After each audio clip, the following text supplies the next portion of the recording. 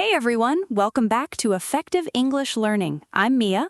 And I'm James. Lovely to have you here with us again. James, here's something I hear from learners all the time. They say, I understand everything, films, podcasts, even you two, but the moment it's my turn to speak, my mind just goes empty. Does that sound familiar? Oh, painfully familiar. It might be the single most common frustration in all of language learning. So you understand English, but you can't speak it. Why does that happen? That's exactly what today's episode is about. And the first thing I want to say is this. If that's you, you are completely normal. It is not a sign that you're bad at English. Really? Because honestly, it feels like failing. It feels that way, but it isn't. Understanding and speaking are two different skills. You've simply trained one of them far more than the other. Ooh, two different skills. I think that one idea is going to change how a lot of people see this. I hope so.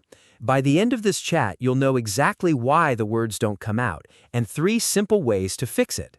No magic, no fluent in a week promises. Never. Just real doable steps. Let's get into it. So, just to be clear, understanding more doesn't automatically mean speaking more. Right. They grow on separate tracks. You can be brilliant at listening and still feel shy speaking, and that is completely fixable starting today. Quick thing first, if you enjoy these conversations, please tap subscribe. It's completely free and it helps us reach more learners just like you. And a quick like genuinely makes a difference. Thank you. It really does mean a lot. Okay, James, explain it to me properly. Why are understanding and speaking so different? Let's start with one key idea. Passive vocabulary versus active vocabulary. Passive and active. What's the difference there? Your passive vocabulary is all the words you recognize when you hear or read them. Your active vocabulary is the smaller group of words you can actually produce yourself in the moment when you need them. So I might understand 1,000 words, but only use, a few hundred? Exactly, and that's completely normal. For almost everyone, passive vocabulary is much bigger than active. Recognizing is easier than recalling. Recognizing is easier than recalling. Can you give me an example of that? Sure. Think about meeting someone. You see their face and think, I know them. That's recognition. But remembering their name on the spot? Much harder. That's recall. And speaking is recall. Oh, that's such a clear way to put it. So speaking is like trying to remember the name every single time. Precisely. And here's the good news. Recall gets stronger with practice. The more often you pull a word out and use it, the more easily it comes the next time. So the gap isn't permanent. It's just a skill we haven't trained yet. That's the whole message of today. The gap is normal and the gap is closable. All right, so what's actually blocking the words? Let's get specific. Let's do it. 3 reasons and 3 fixes. So if active vocabulary is the smaller group, the goal is to move words from the passive side over to the active side. Exactly. That's the whole game. And you move a word across by using it. Say it, write it, put it in a real sentence today. 1 use is worth 10 readings. Reason number 1, please. Number 1, you're translating in your head. Meaning, I think in my own language first and then change it into English? Exactly. You build the whole sentence in your first language, then translate it word for word, and that takes time. Far too much time for a real fast conversation. So by the time I've translated it, the moment has already passed. Right. The conversation has moved on without you. There's a lovely phrase for that frozen moment, to draw a blank. To draw a blank. What does that mean exactly? It means your mind suddenly goes completely empty. Someone asks you a simple question and nothing comes. Sorry, I drew a blank. We have all been there. Oh, I draw a blank ordering coffee in my own language sometimes. Then you'll forgive yourself in English too. So what's the fix? You start to think in English directly. That sounds hard though. How do you even begin with that? Start tiny. Don't try to think deep, complicated thoughts. Just name things around you in English in your head. Cup, window, it's raining, I'm a bit tired. So simple, almost childlike little sentences? Exactly like a child, and that's perfect. Children speak long before they ever learn a single grammar rule. Little, simple, direct thoughts all day long. Amazing! So I'm building the habit of going straight to English and skipping the translation step. You've got it. The less you translate, the faster the words arrive. My new inner voice is going to be very chatty. Let it chat away. That inner voice is free speaking practice all day long. What about when I'm reading or watching something? Should I translate then too? Try not to. If you understand the general meaning, just keep going. You really don't need every single word. Chasing every word in the dictionary is another kind of translating, and it slows you right down. Okay, what's reason number 2? You're learning single words instead of chunks. Chunks. What do you mean by that? A chunk is a small group of words that naturally go together, a ready-made phrase. Things like, would you mind? I was wondering if. How much is? So instead of building every sentence from zero, I grab a whole piece at once. Exactly. Native speakers don't build every sentence word by word. We reach for chunks we've used 1,000 times, and they come out automatically.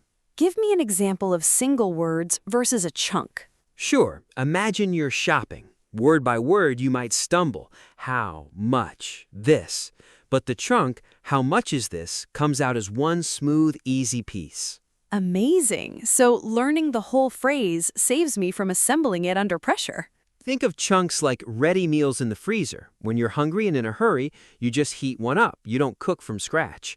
Chunks are your ready meals for conversation. I love that. Ready meals for my mouth. Right, and there's a word for words that like to travel together. Collocations. Collocations. So words that naturally pair up. Exactly. We say make a decision, not do a decision. We say heavy rain, not strong rain. Learn them as pairs, and they come out correct without you even thinking. So my notebook shouldn't be a list of lonely single words. It should be full of little phrases. Beautifully said. Collect phrases, not just words, whole chunks you can actually say out loud. Quick spelling question while we're here. Is it practice or practice? Good one. In American English, practice with a C covers both the noun and the verb. In British English, the noun is practice with a C, but the verb is practice with an S. So Americans practice and Brits practice with an S. Exactly. Both are correct in their own region. Just pick one and stay consistent. And how many new chunks should someone aim for in a day? Honestly, 2 or 3 is plenty, as long as you actually use them. 5 chunks you say out loud beat 50 you only underline. Use them, don't just collect them. Quick reminder before reason 3, if this is helping you, leave a comment with the word speak. We read every single one and it tells us to make more episodes like this. Just one word, speak. Go on, we'll see it. Right. Reason number 3? You're waiting until you feel ready, and that day never quite comes. So we keep studying and studying and studying, but we never actually speak. Exactly. Speaking is a skill, like riding a bike or playing a sport. You can read about cycling for years, but you only really learn by getting on the bike. So I learn to speak by speaking, even when I'm not ready. Especially when you're not ready. There's even a phrase for that nervous, stuck feeling, to freeze up. To freeze up, like when nerves stop you cold? Exactly. Someone speaks to you and you freeze up. Your mouth just won't move. And the cure isn't more studying. It's gentle, repeated practice until your mouth gets used to the shapes. So it's almost physical, like training a muscle. It really is. We even call it muscle memory. The more your mouth makes English sounds, the more automatic they become. So even speaking alone at home counts as real practice? Absolutely. Your mouth doesn't know the difference. Every sentence you say out loud is one tiny rep at the gym. I love that. Speaking English is officially my workout now. No gym membership required, just your own voice. I think the fear of making mistakes is what makes people freeze up in the first place. It usually is, so let's reframe that. A mistake isn't a failure, it's information. It shows you the exact thing to practice next.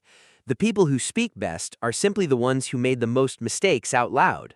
Okay, let's make this really practical. What does the fix actually look like day to day? 3 small habits. First, shadowing. Shadowing. Remind everyone exactly what that is. You play a short clip, just 1 or 2 sentences, then you copy it straight away, matching the speed, the rhythm, and the music of the voice. You're not only listening, you're producing. So it trains my mouth and my ear at the very same time. Exactly, and 2 or 3 minutes a day is plenty to begin with. What's habit number 2? Self-talk. Narrate your day quietly in English. I'm making tea, I need to reply to that message, it's a bit cold today. Simple, constant, and private. That's the think in English idea, but said out loud. Right, and saying it out loud is even more powerful, because now your mouth is moving too, not just your mind. And the third habit? Collect and reuse chunks. When you hear a phrase you like, write down the whole phrase, not just one word, and then use it 3 times that same day. Shadowing, self-talk, and chunks. Honestly, that all feels very doable. And you can mix and match. Some days you'll only have time to shadow, other days just to chat to yourself while you cook. It all still counts. Agreed. So there's no perfect version of the routine, there's just the one I actually do. That's the point. None of this needs a teacher or a class or a perfect moment, just a few minutes every day. And little and often beats one big push, as always. Always. Speaking grows the same way. Small reps every single day. So don't wait to feel ready. Start clumsy and start today. Clumsy out loud beats perfect in silence every time. And what if someone only has 5 minutes in a whole day? Then 5 minutes is perfect. 1 minute of shadowing, 3 minutes of self-talk, and 1 new chunk used out loud. Done every day, that tiny routine completely changes things within a month. Let's bring it all together. James, why can't people speak even when they understand everything? 3 reasons. 1, they translate in their head. 2, they learn single words instead of chunks. 3, they wait to feel ready instead of just speaking. And the fixes for each?